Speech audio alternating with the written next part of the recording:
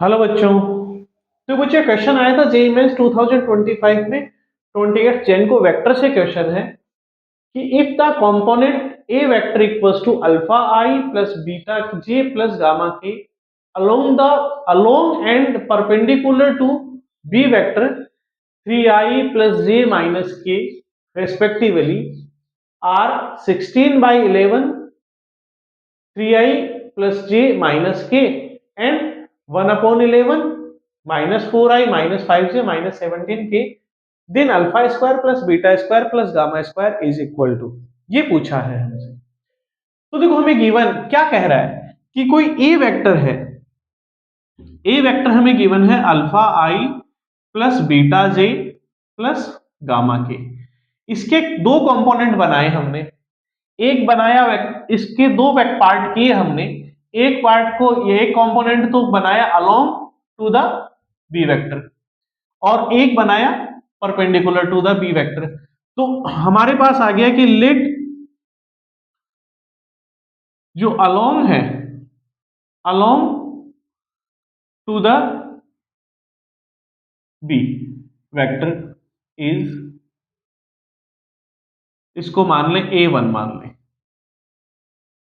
तो हमारे पास a1 की वैल्यू क्या हो गई 16 upon 11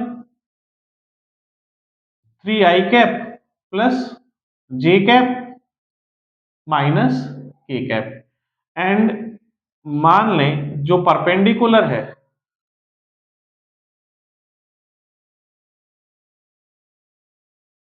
to the B vector is, इसको a2 मान लें।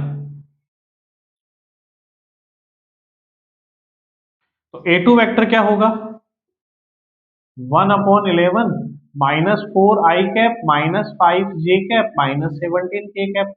अब क्वेश्चन में क्या गिवन था कि ये जो a1 और a2 कंपोनेंट हैं वो कंपोनेंट किसके हैं, a वेक्टर के हैं। भाई ये जो कंपोनेंट है वो a वेक्टर के है, तो जो a वेक्टर बनेगा वो क्या होगा a1 प्लस a2।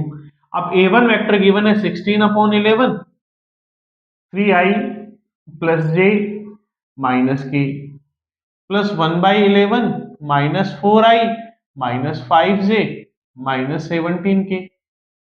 इसको सोल्व कर लो तो 1/11 कॉमन ले ले, 16 का मल्टीपल कर दें 43i cap plus 16j cap minus 16k cap और इधर 1 का मल्टीपल कर देंगे तो माइनस का 4i cap minus 5j cap और minus 17k cap 1/11 48i cap minus 4i cap 44i बचेगा 16j माइनस 5 16 माइनस 5 प्लस का 11 j बच जाएगा और माइनस का 17 16 माइनस का 17 माइनस का 33 k कैप और सब में 11 और कॉमन ले लें 11 अपॉन 11 कैंसिल हो जाएगा 4i प्लस j माइनस 3।